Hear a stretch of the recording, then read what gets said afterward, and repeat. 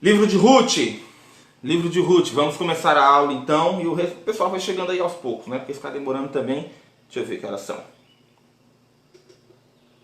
10 e pouco já, né? 10 e 3 está marcando nesse celular aqui de baixo. Vamos começar então. Ruth. Ruth. Primeira pergunta que a gente tem que entender é quem escreveu o livro de Ruth. É importante a gente entender quem escreveu o livro de Ruth. Não há o consenso, mas a maioria dos scholars dizem que foi Samuel. Foi Samuel. Aqui é uma Bíblia. Foi Samuel. Tá? Você já abre lá no livro de Ruth, aproveita, faz isso. Já deixa aberto aí no livro de Ruth, que a gente vai ler versículo por versículo. Tá bom? Por conta do estilo literário, né? Por conta dos fatos que envolvem, provavelmente foi Samuel. Na época de Juízes, quando, né? Ali foi entre 1050 a 500 antes de Cristo. Foi na época de Juízes, então, que foi escrito o livro de Ruth, né? O que esse livro ensina, meus irmãos? O livro de Ruth, na verdade, é uma linda história de amor, confiança, dedicação. Mas não uma história de amor entre um homem e uma mulher tão somente. Mas também uma linda história de amor, de confiança e de dedicação entre duas mulheres. Mas duas mulheres que vão na contramão do que nós vivemos nos dias de hoje. Porque é uma história de amor, é uma declaração linda de amor, num certo trecho, de Noemi para Ruth, de Ruth para Noemi. No entanto, ali você vai encontrar nora e sogra. Você sabe muito bem que na atualidade, nos ditos populares, nos costumes, principalmente do nosso Brasil, sogra é vista, né? A imagem de uma sogra é feita de uma maneira tão errônea, né? De uma maneira tão equivocada. Muita gente não percebe que a sogra ou o sogro, muitas vezes é uma segunda mãe ou um segundo pai na nossa vida. Muitas vezes os nossos cunhados são mais achegados a gente do que irmãos de sangue. As pessoas fazem essa piada com sogra, mas acabam perdendo uma oportunidade muito grande de ter uma mãe de verdade aí, né? Alguém que pode te ajudar, alguém para ser ajudado, acaba perdendo isso daí. Mas isso ela ensina uma linda história de redenção. Porque quando Boaz resgatar Ruth, você vai ver ali uma história de redenção, que é o que o próprio Cristo fez conosco. Nos resgatou, né? Nos redimiu. Do acolhimento de Deus para um povo gentil. Porque veja, foi o que eu disse. Ruth, ela não era do povo de Deus, ela não era judia. Ela era de um povo gentil. Mas Deus a redimiu através de Boaz, Deus a escolheu através de Boaz, trouxe para o meio do povo de Deus e a palavra de Deus foi pregada para ela, os ensinamentos de Deus foi pregada para ela através da sogra. Olha que coisa linda. Mostra uma história de fuga, na verdade ela começa com uma história de fuga, de fome, angústia, destruição, mas que tem um final feliz por conta da sabedoria, por conta da providência de Deus. Este é o livro de Ruth, e o livro de Ruth vai nos ensinar que apesar de muitas vezes nós atribuirmos coisas, fatos, situações ruins na nossa vida a Deus, Ele continua trabalhando a nosso favor. Escuta, escuta, aprende isso. Esta manhã, talvez você tenha uma teologia equivocada de Deus. Nem todas as coisas ruins que acontecem na nossa vida vêm do inimigo. E nem todas as coisas boas que acontecem na nossa vida vêm de Deus. Porque o inimigo, quando ele vai tentar te envolver, tentar te seduzir, muitas vezes ele vai mostrar coisas boas. Presta atenção quando Jesus esteve no seu jejum, nos seus 40 dias ali, no deserto, que o inimigo mostrou para ele. O inimigo mostrou, na visão humana, coisas boas. Olha este lugar, isso daqui é tudo meu, vai ser tudo seu. Não foi o que o inimigo falou? Né? Você está com fome, come esse pão. Coisa boa para a carne. Né? E o que o mundo mostrou, né, para Jesus, mostrou sofrimento. E foi assim com os discípulos. Então nem todas as coisas boas vêm de Deus. E nem todas as coisas ruins vêm do inimigo. Às vezes coisas ruins na nossa vida acontecem como se fosse um mapa, como se fosse um caminho de Deus para a nossa vitória, para a nossa redenção, para a nossa salvação. E o livro de Ruth mostra isso. O livro de Ruth é um poema, é uma história linda, e eu gostaria que você acompanhasse junto comigo, então, depois dessa breve e rápida introdução aqui, eu gostaria que você acompanhasse comigo a leitura do livro de Ruth. Tá? Se você estiver com a Bíblia aí aberta, vamos lá. Ruth, capítulo 1, a partir do versículo 1. Diz assim, deixa eu mandar um bom dia para o Lorisvaldo Gomes, o irmão Leonardo, acabou de chegar junto com a gente, né, irmão Leonardo? Paz, tudo bem? Já está com o livro de Ruth aberto aí? Vamos fazer a leitura no versículo 1, então, capítulo 1, versículo 1. E sucedeu o quê? Nos dias em que os juízes julgavam, houve fome na terra, pelo que um homem de Belém de Judá saiu a peregrinar nos campos de Moabe. Ele e sua mulher e os seus 2 filhos. Vamos ler o 2 também. E era o nome deste homem Elimeleque, e da sua mulher Noemi, e o nome dos seus 2 filhos, Malom e Quilom, efrateus de Belém de Judá, e vieram aos campos de Moabe e ficaram ali. Amém?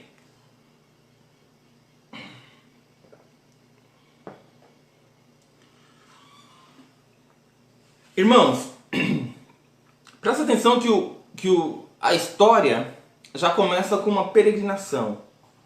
Com um povo tentando, com uma família, na verdade, tentando sair da sua casa, tentando sair da onde mora, para ir atrás de algo melhor. Uma família, um homem liderando uma família, tentando tirar a família de uma situação ruim, tentando tirar a família de uma situação talvez de morte, para buscar a vida, para buscar coisas melhores. Mas veja que, ao invés deles encontrarem vida por onde eles foram, eles acabam encontrando a morte. Ao invés deles encontrarem fartura, eles acabam encontrando a falta de alimento. Eles eram de Belém de Judá. A tradução de Belém é casa do pão. Ou lugar do pão. Se você for ver na Bíblia, a palavra de Deus também é posta como pão, o pão da vida. Né? O próprio Jesus, ele é o pão da vida. Né? Eu sou o pão da vida, assim ele diz.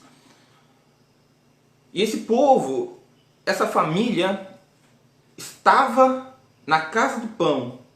Estava no lugar do pão. O problema é que na casa do pão, naquele momento, não tinha pão. Onde deveria ter pão, não tinha pão. O que acontece? Eles resolvem sair e ir para um lugar que não sei se pode se dizer que não era de Deus, mas era de um povo pagão, do povo gentil, de um povo que adorava outros deuses. Presta atenção, como que acontece na nossa vida? Às vezes você está num lugar onde você está fazendo a vontade do Senhor, onde você está servindo o Senhor, e sai uma possibilidade para você, porque de repente da cidade onde você vive, o local onde você vive, é um local onde não tem muito emprego, não tem muita oportunidade de estudo, não tem muita oportunidade de crescimento profissional. De repente o seu trabalho, a sua profissão é um pouco dificultosa onde você mora, e você resolve sair para ir para um lugar onde você tem uma melhor possibilidade de vida. Foi o que aconteceu com esse povo. Estava faltando pão na casa do pão, grande fome estava acontecendo naquele lugar. Ele falou, eu vou sair com a minha família para um lugar onde eu possa melhorar a minha vida. O problema de quando você faz isso é que às vezes você acaba se afastando das coisas de Deus. Não que você se afaste de Deus. Não que você esqueça que Deus é o maior, que Deus é o soberano. Não que você acabe com a sua fé. Não que você acabe com a sua crença. Mas a nossa vida com Deus, ele é um combustível, ele é uma vida, é um motorzinho, e o motor precisa de combustível, e o combustível é a palavra de Deus que nós temos que ter todos os dias. Se você perder este vínculo com a palavra de Deus, com o pão da vida, com o próprio Cristo, é inevitável que com o tempo você acabe se afastando de Deus. Eles foram para um lugar pagão. Eles foram para as terras de Moabe. E neste lugar pagão, talvez eles não tinham tanto vínculo com Deus como tinham antigamente. Agora, presta atenção numa coisa. Presta atenção numa coisa. As pessoas estão na sua cidade, estão com a sua família, às vezes com muita dificuldade, às vezes passando dificuldade, né? E acabam mudando de cidade e deixando de fazer as coisas de Deus. Vai para uma cidade atrás de trabalho, vai para uma cidade atrás de oportunidades, e pessoas que de repente eram batizadas dentro da casa de Deus, pessoas que estavam tendo aquele contato diário com Deus, estavam tendo intimidade com o Senhor, vai para uma cidade longínqua, atrás de oportunidade de emprego, oportunidade profissional, e acabam deixando o que é o principal, que é a presença do Senhor na vida. Acabam se afastando de Deus, não vai mais para a igreja, não ora mais, não lê a Bíblia mais em casa, não tem mais intimidade, não tem mais aquele momento com o Senhor, porque está procurando coisas melhores para si mesmo. Não que seja errado, não tem nada de errado em você procurar o que é melhor para você mesmo. Nas minhas orações eu peço para mim e para minha família, o que eu peço é: Senhor, o Senhor me dá tudo, tudo, tudo. Tudo. É para ter dinheiro? Que tenha dinheiro. É para ter um trabalho excepcional? É para a empresa ir para cima? Que seja, Pai. Eu quero tudo isso. De verdade eu quero. Mas se isso for me afastar de Ti, então não quero mais. Muitos jovens na cidade onde nós moramos vão para lugares, vão para São Paulo, para a grande metrópole. Muita gente vai para Curitiba, Santa Catarina, e pessoas que eram servas de Deus aqui na casa de Deus acabam se perdendo. Mas mais que isso, presta atenção. Aqui ele faz questão de mostrar o nome de cada um. Quando um homem ou uma mulher, um líder de família, toma uma atitude equivocada, quem paga não é só você. A tua família inteira paga por uma decisão sua. Deixa eu falar uma coisa para você aqui, ó. Quando fala o nome de cada um deles, Noemi, por exemplo, né? Vamos começar pelo Elimeleque. Elimeleque significa meu Deus é rei. Noemi significa agradável. Então vamos lá, vamos analisar essa família. Elimeleque, meu Deus é rei, né? A confiança que ele tinha no Senhor talvez signifique Noemi, agradável, uma mulher feliz, uma mulher contente. Malom, fraco e doentio. Quilion, fraqueza, tristeza. Talvez isso já mostrasse, escuta isso daqui, talvez isso já mostrasse, pelo menos o nome dos dois filhos. Vocês sabem muito bem que naquela cultura, né, na cultura do judeu, as circunstâncias onde as crianças nasciam eram as quais escolhiam o nome de cada um. Por exemplo, Isaac. Isaac significa riso. Por que riso? Porque a mulher de Abraão, Sara, ela riu quando o Senhor falou para ela, o anjo do Senhor falou para ela que ela ia ter um filho. Ela riu e por isso o nome de Isaac se tornou um riso, né? Isso daí foi só um exemplo para você.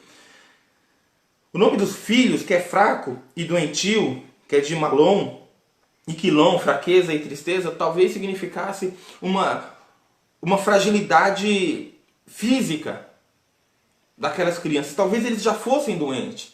Talvez uma doença genealógica que viesse do pai. E muitas vezes as pessoas vão para longe de Deus, atrás de dinheiro, atrás de riqueza, atrás de um bem físico, de um bem material, atrás de uma capacitação profissional, e esquece que a família está doente, esquece que você precisa de se cuidar neste momento. Talvez tenha sido isso que aconteceu na vida deste homem. E eles foram para este lugar. E a palavra vai falar ali no versículo 3 que Elimeleque morreu. Elimeleque morreu, marido de Noemi. E ela ficou com os seus 2 filhos. Uma mulher, uma família que foi atrás de vida, já encontrou a morte do principal da família. Por quê? Para a mulher casada, o seu refúgio, o seu sustento, a sua segurança naquele tempo, hoje não, porque hoje as mulheres são líderes de família, são capacitadas profissionalmente, têm toda a liberdade, mas naquele tempo uma mulher não trabalhava, dependia do marido ou dos filhos, quando os filhos trabalhavam. E o sustento daquela mulher, a confiança daquela mulher, o apoio daquela mulher vai embora. Elimeleque morreu. A força de uma mulher que era casada era o marido, o sustento de uma mulher, a confiança de uma mulher casada era o marido. A confiança de uma moça solteira era a casa dos pais. A confiança de uma viúva que tinha filhos com idade de trabalho eram os filhos. Então essa mulher perde primeiro, escuta, o marido, a sua confiança, né? E ficou só com os filhos. E olha uma outra consequência de quando você toma uma atitude que talvez seja equivocada e leva a sua família junto. Este homem, Elimeleque, ele saiu, levou a família para um lugar pagão, para um lugar de deuses, né? E esses filhos dele acabam tendo como mulheres gentias. Veja o versículo 4. Os quais tomaram para si mulheres moabitas. E o nome delas, o nome de uma era Orfa e o nome da outra era Ruth. E ficaram ali quase 10 anos. Eu quero voltar contigo na palavra peregrinar. A palavra peregrinar significa quando você vai para um lugar para ficar um pouco tempo, não muito tempo, coisa rápida. Só que a palavra vai falar aqui que eles ficaram 10 anos. E 10 anos não é pouco, 10 anos é muito. 10 anos é muito tempo.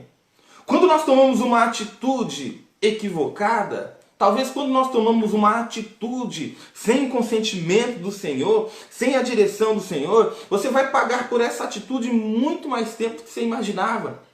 Mais que isso, talvez você não pague, acontece que nem esse homem, morreu antes, mas a sua família pode pagar muito mais tempo do que você gostaria que ela pagasse.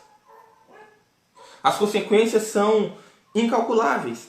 Olha o que aconteceu com esses meninos. Eles casaram com mulheres moabitas e ficaram naquele lugar quase 10 anos. Mas lembra que a gente falou, talvez, do nome deles, que significava fraqueza, né? Triste, doente. Olha o que acontece no versículo 5. E morreram também ambos, Malom e Quilion, ficando assim esta mulher desamparada de seus 2 filhos e do seu marido. A gente falou, o apoio de uma mulher casada era no marido, de uma mulher viúva nos filhos, caso os filhos tivessem idade de trabalho. Agora essa mulher não tem mais marido, essa mulher não tem mais filhos. O que acontece? Então se levantou, versículo 6. Então se levantou ela com as suas 2 noras e voltou para os campos de Moabe. Porquanto, na terra de Moabe, ouviu que o Senhor tinha visitado o seu povo, dando-lhe pão. Escuta. Depois da morte dos filhos, está com as suas 2 noras nas terras de Moabe e resolve voltar para Belém. Por quê? Porque ela escuta falar que na casa do pão o Senhor tinha visitado e tinha dado pão de novo. Olha o que diz aqui no versículo 6, na parte B. Porquanto na terra de Moabe ouviu que o Senhor tinha visitado o seu povo, dando-lhe pão. Na casa do pão tem pão de novo. A casa do Senhor está farta mais uma vez. E essa mulher e esta família, guiada pelo esposo, que saiu da casa do pão e foi para um outro lugar, atrás de pão e não encontrou pão, atrás de vida, mas encontrou a morte. Agora ouve falar que na casa do pão tem pão mais uma vez e resolve voltar. Versículo 7, pelo que saiu do lugar onde estivera e as suas 2 noras com ela. E indo, elas caminhando para voltarem para a terra de Judá. Versículo 8, disse Noemi às suas 2 noras, ide, voltai, uma à casa de sua mãe, cada uma à casa de sua mãe. O Senhor use de benevolência, como vós usastes com os falecidos e comigo. Irmãos queridos, presta atenção. Que coisa linda Noemi falou das 2 noras. Lembra que no começo aqui da aula, a gente acabou falando sobre uma figura que se faz de nora e de sogra. Principalmente na cultura brasileira, o de sogra é sempre vinculado a alguma coisa ruim, né? Aquela minha sogra, ela é uma cobra. Aquela minha sogra só quer o meu mal. Aquela minha sogra isso. O que tem de piada de sogra no Brasil, ou talvez no mundo, é brincadeira. O que tem de piada de sogra. Mas olha o que essa sogra diz para as meninas. Disse Noemi às suas 2 noras, ide, voltai cada uma à casa de sua mãe, e o Senhor use convosco de benevolência, como vós usaste com os falecidos e comigo. Vocês nos trataram bem. Vocês cuidaram de nós. Vocês foram pessoas boas para nós, para mim e para os meus filhos e para o meu marido. Que o Senhor retribua tudo que vocês fizeram para nós. Volte para a sua casa. Volte para a casa da sua mãe. Tenta a vida mais uma vez, né? Está aconselhando essas meninas, olha, vocês são pessoas boas, vocês são pessoas maravilhosas, vocês cuidaram de nós, volte que o Senhor vai recompensar vocês, por da vontade dEle. No versículo 9 vai falar o seguinte, o Senhor vos dê que acheis descanso cada uma em casa de seu marido. Está falando para ela o seguinte, vai, volta para casa, arruma um marido para vocês e vivam felizes, né? E o amor entre essas 3 era tão grande que vai falar na parte B aqui, ó, depois do ponto final, e beijando-as, ela levantaram a sua voz e choraram. Choraram amargamente, meu irmão. A despedida, não sei se você já se despediu de alguém que você gostava muito e essa pessoa foi embora para um outro país, talvez para um outro lugar bem distante que você sabia que dificilmente haveria de novo. Ou se veria, talvez, daqui 5, 10, 15 anos. Essas coisas podem acontecer, né? E aquele vazio que você sente dentro de você quando isso acontece, quando a pessoa é um amigo, quando a pessoa é uma pessoa que cuidou de você e que você cuidou da pessoa, foi o que aconteceu neste momento aqui. Ó, elas choraram muito, choraram amargamente por conta dessa despedida. Isso mostra o quanto elas se davam bem. Isso mostra o quanto essa sogra cuidou dessas noras e o quanto essas noras cuidaram desta sogra. O que falta hoje em dia, na verdade, eu acredito que na humanidade inteira, é um círculo de amizade dentro de uma casa. É um círculo de amizade dentro de uma família. O pai e a mãe, eles precisam de ser pai e mães? Sim, não tenho dúvida disso, mas eles precisam de ser amigos. E amigos aconselhadores.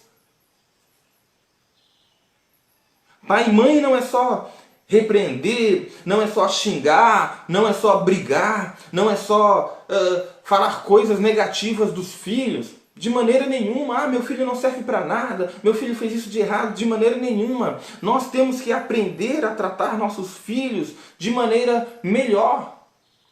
Porque senão nossos filhos vão crescer, as pessoas que vivem em família vão com a gente aqui, vão crescer tendo atitudes erradas. Por culpa de quem? Por culpa nossa.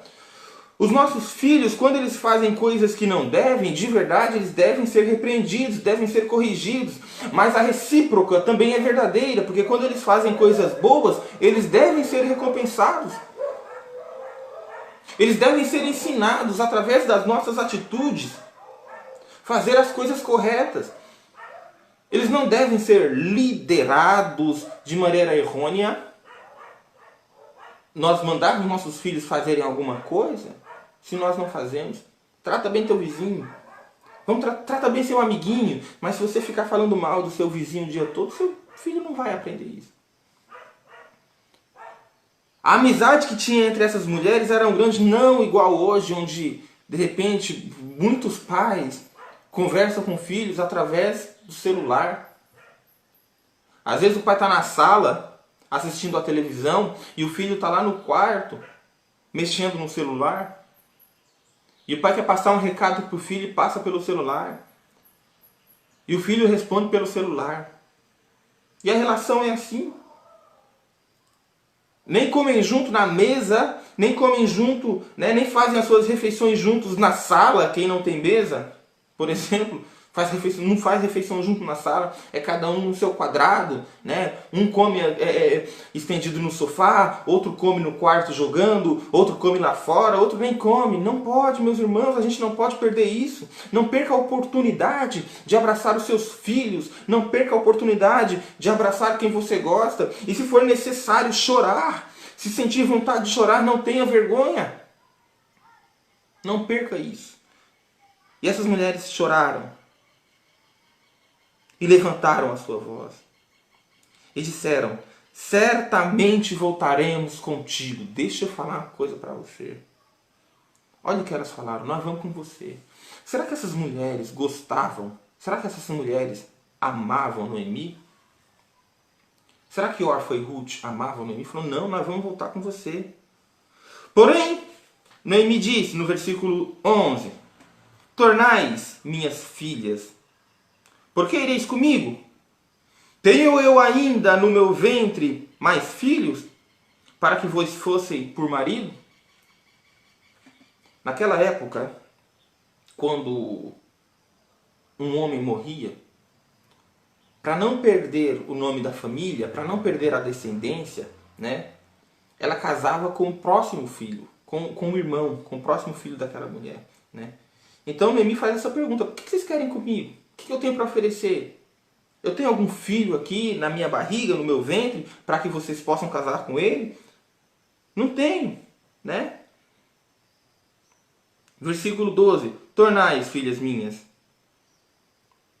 ide-vos embora, que já muito velha sou para ter marido. Né? E ainda quando eu dissesse, tenho esperança, ou ainda esta noite tivesse marido, e ainda tivesse filhos, esperá-los-eis até que viessem a ser grandes. Noemi está falando o seguinte, olha, vai embora, eu sou um projeto falido, eu não tenho nada para oferecer para vocês, eu não tenho filho no meu ventre, eu sou velha, eu não tenho marido, mas ainda que eu tivesse marido, que fecundasse um filho dentro de mim ainda esta noite, ia dar tempo dele crescer para que casasse com vocês? Não tem como. Noemi está falando para essas moças, não tem nada, eu não posso te oferecer nada. Não tem nada para vocês aqui em mim, eu sou um projeto falido. Para mim acabou, mas vocês são jovens, vocês têm uma vida toda pela frente. Para mim acabou. Né? E aí, no versículo 13, ela vai falar, esperar-os-eis até que viessem ser grandes, detei-vos-eis por ele, sem tomar de marido, né? Eu seguraria vocês aqui por causa dele, se vocês tivessem marido, né? Não, filhas minhas, que mais amargo é a mim do que a vós mesmas. O sofrimento é meu, o sofrimento não é de vocês, não. A vida fez isso comigo. Noemi está falando, mas com vocês não. Aqui Noemi vai começar, e aquilo que eu falei no começo, quando você se afasta de Deus, quando você se afasta do seu convívio com Deus, você não deixa de acreditar em Deus, mas você passa a ter uma teologia errônea de Deus. Por quê? Por causa da falta de contato com a palavra, de falta de contato, de falta de intimidade com Deus. Né? Noemi passa a ter, ela não deixa de ter fé em Deus, mas ela vai passar a ter uma teologia errada de Deus. Veja aqui no finalzinho, na última vírgula, ponto e vírgula, do versículo 13. Porquanto a mão do Senhor tem se Porquanto a mão do Senhor se descarregou contra mim. A mão de Deus está contra mim, ela está falando. O Senhor está contra mim. O Senhor não é mais meu favor. O Senhor se tornou meu inimigo. Deus não me ama. Deus não gosta de mim por conta dessa situação que aconteceu. Meu marido morreu, nós estávamos passando fome. Meu marido morreu. Meus filhos morreram. Acabou para mim. O Senhor está contra mim. Ela está falando isso. A mão dele, a mão pesada do Senhor se descarregou na minha vida. Acabou para mim. E aí, irmãos, é o que eu falo. Quando você tem uma teologia errada de Deus, você imputa a Deus coisas que não provêm de Deus. Essa mulher passa a reclamar por conta das coisas que aconteceu na vida dela. E quando você começa simplesmente a reclamar das coisas que estão acontecendo na sua vida e imputar a Deus este sofrimento, você não vai perceber o quantas coisas maravilhosas Deus está fazendo na tua vida. Porque você acaba colocando um tapume no seu olho e não percebe que está em volta. Não percebe que está em volta. Essa mulher está triste, colocando a Deus a culpa do sofrimento da sua vida, e ela não percebe, não está percebendo que ela perdeu 2 filhos, sim, mas o quanto ela ganhou 2 noras, 2 filhas maravilhosas que a ama, que estão dispostas a fazer tudo por ela, a estar com ela e passar por momentos mais difíceis. Entenda que essas 2 mulheres sabiam que Noemi era um projeto falido. Elas sabiam que viver com Noemi era viver uma vida de mendigo. Era mendigar para o resto da vida, porque não tinha marido, nenhuma delas. E Noemi já era velha, era viúva. As chances acabaram. Elas sabiam, mas ainda assim o amor, a amizade, né, a consideração que elas tinham por essa mulher fazia com que essas 2 jovens, essas 2 mulheres, quisessem ficar com Noemi, mesmo nas dificuldades. O nome disso, meu irmão, o nome disso é amor, mas não é qualquer tipo de amor, não. O nome disso é amor, mas é amor verdadeiro. Por quê, irmão? Porque o amor interesseiro só está contigo nos momentos de fartura, nos momentos que está tudo bem. Quando o cinto aperta, o amor interesseiro pula fora do barco, vai embora. Tem muita gente que baseia o seu relacionamento, as suas amizades, no poder financeiro do outro. Muitas pessoas são casadas, mas o casamento não é sustentado pelo amor, é sustentado pelo dinheiro. Porque quando o dinheiro acaba, o amor acaba acabando junto. Muitos relacionamentos hoje em dia são simplesmente por isso. Não é verdadeiro. Mas o amor dessas 2 por essa mulher, neste momento aqui, se mostra verdadeiro. Ela fala, não, nós vamos com você, nós vamos passar dificuldade contigo. Vamos passar dificuldade contigo. Então no versículo 14, diz que levantaram a sua voz e tornaram a chorar. E Orfa beijou a sua sogra. Porém, Ruth se apegou a ela. Veja, apesar de tudo isso, os conselhos de Noemi para Orfa acabou fazendo um pouco de sentido. Orfa queria ir com Noemi. Orfa tinha vontade de estar com Noemi. Orfa amava Noemi. Só que Noemi começa a falar, começa a dar alguns conselhos para Orfa, e Orfa resolve voltar. Orfa resolve que não vai andar mais com Noemi por conta dos próprios conselhos de Noemi, né? Então ela a beijou e a deixa. Mas Ruth, porém, se apega a ela. Versículo 15. Pelo que disse, eis que voltou tua cunhada ao seu povo e aos seus deuses. Volta também após a tua cunhada.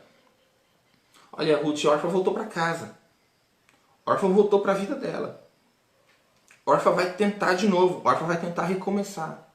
Volta junto com ela, né? Diz, porém, Ruth, aqui, meus irmãos, aqui vem uma das mais lindas, de verdade, uma das mais lindas declarações de amor que nós encontramos na Bíblia. Aqui você vai encontrar um poema que talvez você deveria ler pelo menos uma vez por mês ou uma vez por semana. Disse, porém, Ruth, não me instes para que te deixe e me afaste de ti, porque onde quer que tu fores, eu irei, e onde quer que tu pousares à noite, eu pousarei. O teu povo é o meu povo, o teu Deus é o meu Deus. Você está com a Bíblia aberta aí? Está com a Bíblia aberta aí? Você vai perceber que quando Noemi fala que Orfa voltou para os seus deuses, está com deuses letra minúscula. Mas quando Ruth vai falar dos deuses de Noemi, que seria naquele momento os deuses de Ruth também, são letras maiúsculas. O Deus Todo-Poderoso, o Deus que eu sirvo, o Deus que você serve. Ruth está falando, eu não vou voltar para trás não. A situação está difícil? Tá. Minha cunhada voltou? Voltou. Desistiu? Desistiu. Mas eu não vou desistir. Isso a gente tem que aprender, irmão. Isso aqui a gente tem que aprender. No momento de dificuldade, você não pode desistir de Deus de maneira nenhuma. Você não pode desistir de viver uma vida correta de maneira nenhuma, mas principalmente nos momentos de dificuldade. Na dificuldade, voltar, fugir, voltar atrás, é a coisa mais fácil que você tem a fazer. Agora, no momento de dificuldade, você erguer a cabeça e falar, não, eu vou contigo até o fim, nós vamos morrer junto, né? Ela faz essa declaração de amor linda para Noemi e uma declaração linda de amor para o próprio Deus. O seu Deus é o meu Deus. O que Ruth aprendeu com Noemi a fortaleceu no Senhor e a fez com que continuasse com Noemi até os últimos dias. Onde quer que tu morreres, morrerei eu, e ali serei sepultada, está escrito no versículo 17. Me faça o Senhor outro tanto, se outra coisa, que não seja a morte me separar de ti. Isso daqui, quando as pessoas vão casar, né, fala até que a morte nos separe, né? É como se Ruth estivesse chamando Noemi em casamento. Nós vamos casar, eu vou ficar contigo até o fim, né? Bom, vamos adiantar aqui. Vendo ela, pois, que de todo estava resolvida para ir com ela, deixou de lhe falar nisso. Depois dessa declaração linda de amor, depois dessa atitude maravilhosa de Ruth, Noemi percebe que ela está definida. Ela fala bem assim, não, ela está decidida que vai fazer isso daí. Então, Noemi decide não falar mais sobre isso com Ruth, né? Vamos continuar a leitura. Assim, pois, foram-se ambas até que chegaram em Belém. Voltaram para a casa do pão, no caso. Voltaram para da onde elas tinham saído há 10 anos atrás. E sucedeu que, entrando elas em Belém, toda a cidade se comoveu por causa delas e dizia, não é essa Noemi?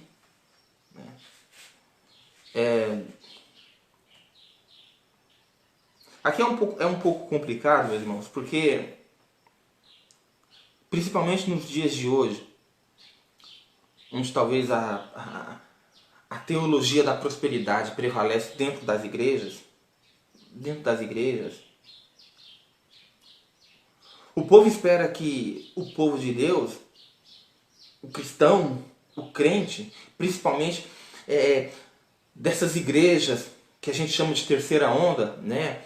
Porque tem a primeira onda, que são as reformadas, né? A segunda onda, que são as pentecostais, a terceira onda, que é as neopentecostais, mas principalmente a terceira onda, onde fala muito sobre prosperidade, e acaba entrando na cabeça do crente que se você faz a vontade de Deus, você tem que ser rico, você tem que ser bem de vida, você tem que ser maravilhoso, você tem que ter do bom e do melhor, e não sei o que, não sei o que, não sei o que, e não está na Bíblia. Isso não está na Bíblia, né? Quando o povo olha para Noemi e fala, não é esta Noemi?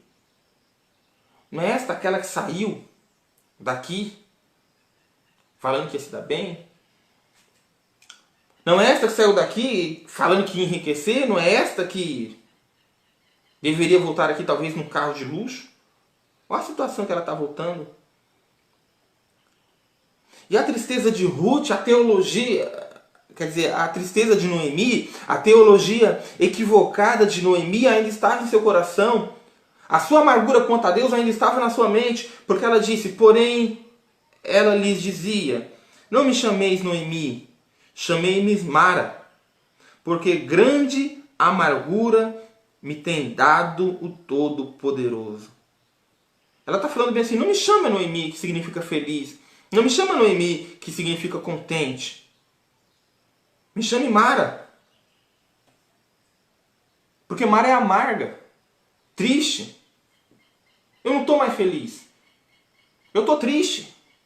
Eu não estou mais contente. Eu não estou mais doce. Eu não estou mais Noemi. Agora eu estou Mara. Agora eu estou amarga. Agora eu estou falida. O problema de estar feliz e estar triste, o problema disso, na verdade, não é essa troca de situação. O problema é quem ela imputou a troca de situação, o Todo-Poderoso. Porque grande amargura tem me dado o Todo-Poderoso. Versículo 21. Cheia parti, porém vazia o Senhor, vazia o Senhor me fez tornar. Por que Mois me chamei de Noemi? Pois o Senhor testifica contra mim. O Todo-Poderoso tem me afligido tanto. Está colocando toda a culpa na vida dela em Deus. E volta àquilo que eu disse anteriormente. Quando você começa a ver Deus como seu inimigo, quando você começa a ver Deus como seu inimigo, você acaba fechando os olhos para as coisas boas que Deus tem feito na sua vida. Ela não deixou o Deus Todo-Poderoso, o Deus de Israel, para adorar outros deuses, apesar de estar num lugar pagão. A Bíblia não fala isso. O problema é que esse afastamento que ela teve de Deus fez com que ela tivesse uma teologia equivocada de Deus. Este é um perigo muito grande, meus irmãos, porque Noemi ainda voltou. Ainda voltou para a casa do pão, ainda voltou para a casa de Deus, ainda voltou para o lugar da palavra, mesmo frágil, mesmo destruída. Mas com teologia equivocada. Versículo 22, olha só. Assim Noemi voltou com Ruth, a moabita, sua nora, que voltava dos campos de Moabe, e chegaram a Belém no princípio da saga das cevadas. A gente vai fazer a leitura até aqui, mas deixa eu falar uma coisa para você. O segredo aqui no que a gente